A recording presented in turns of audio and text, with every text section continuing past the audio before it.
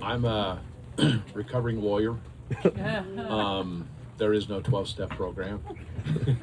And in that regard, compared to Pam, I'm a newbie in real estate. I've been involved with the real estate brokerage industry for 37 years and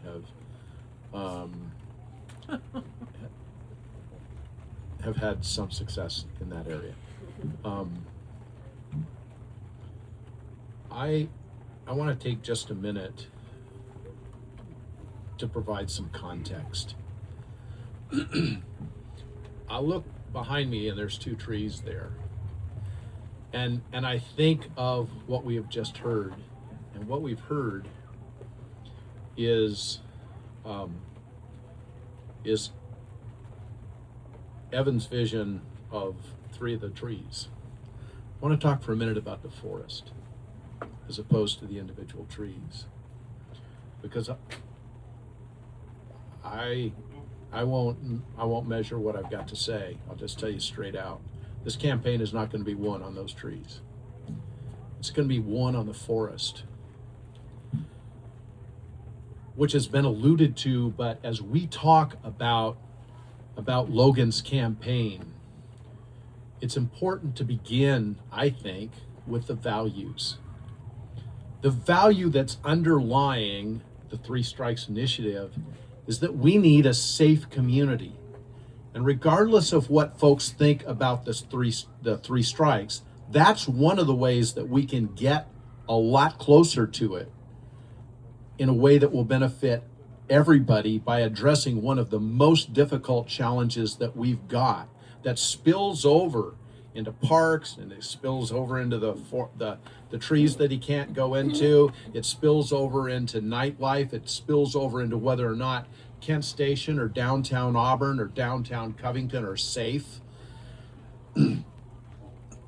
It spills over into the value that we all have, that our neighborhoods ought to be safe enough that a mother or a grandmother, when they get done with the watching the husband or the grandfather finish the dishes after dinner, ought to be, I'm a liberal guy, ought to be able to put the baby, the grandchild in a stroller and stroll through the neighborhood without having to worry about whether or not it's going to be safe. That a mother ought to be able to put a child on the bus in the morning and not worry about whether or not they're going to be safe at school and be able to come home from school. That retailers ought to know that their customers are going to be safe. That safety is fundamental in our community.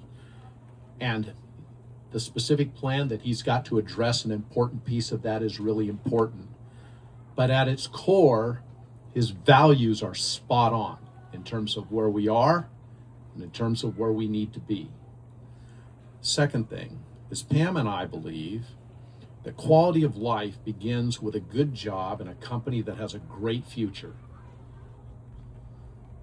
And if you've got enough of those jobs, you're going to generate the activity and the revenues to be able to have an exciting downtown where you can go for dinner or for out or maybe for some free music or whatever. But quality of life begins with a good job and a company that's got a great future. And a home is where that job goes at night. Point number 2, housing. It's there.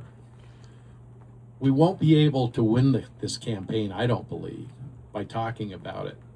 But we can talk about the importance of families being able to, every family being able to have a roof, or household being able to have a roof over their head and a set of keys to the front door. And when he's elected, he knows how to take the initiative to get us to where we need to go.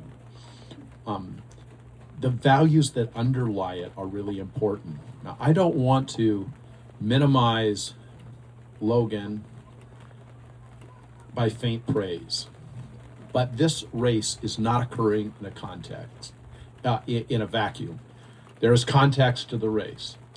He is running against an incumbent representative who led in a significant way the effort to defeat legislation that would have required real estate brokers, we asked for the legislation to deal honestly and fairly with everybody involved in the real estate transaction.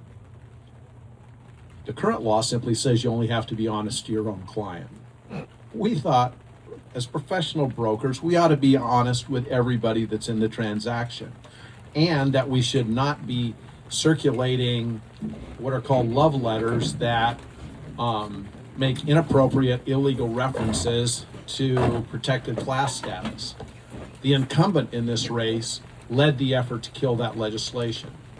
She also led the effort to gut the governor's proposal to add $100 million for new police officers, devoted half of it to co-responders. We need those co-responders, no doubt about it. But a year later, there had not been one dime of that money available to the cities. It's not an accident that she doesn't have the endorsements of the mayors. She also was asked on the record at a Covington Chamber of at a Kent Chamber of Commerce event. I'm happy to stand in the rain for you, Logan. She was also asked whether or not she supported legislative privilege, and Tina Orwell, another member of the legislature, put her hand up and said, "No, I don't support legislative privilege. We're doing the public's business. The public ought to be able to know what we're doing." The next person to speak was his opponent, who said, "Oh, I need legislative privilege because I need to be able to talk in private with the lobbyists."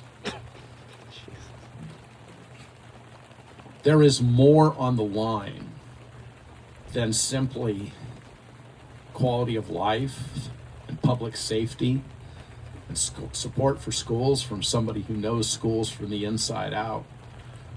There is also a fundamental issue about whether or not the people are valued enough and important enough to be trusted with the government that we have. Let's just set that down. I'm happy to stand in the rain for you. Not just willing, but happy. When someone like Logan steps up, a guy who cares about people enough not only to devote his professional life to kids, but to bring an old fart like me an umbrella in the rain, it says something. And when people do that, when they stand up, and we stand with them and beside them and knock on doors with them and walk the streets with them and come to events like this and write checks like we're all going to do in a minute, or we're going to get out our phone and do, our community will reflect that fact. And if we don't, our community will reflect somebody else's values. I think you got pretty good values represented here on this deck tonight, and I think those are worth standing up for. And I think the way that we do it is we stand by and we financially support him. There are limits on what the printer can give to his campaign. There are limits on the postage that somebody else can buy. There are limits on how much people can spend on the door hangers. The vendors can't come in and just write him big checks. It takes all of us standing up as groups and as individuals. Pam is a member of one of those groups. She's a leader of the 6,000 members of Seattle King County Realtors.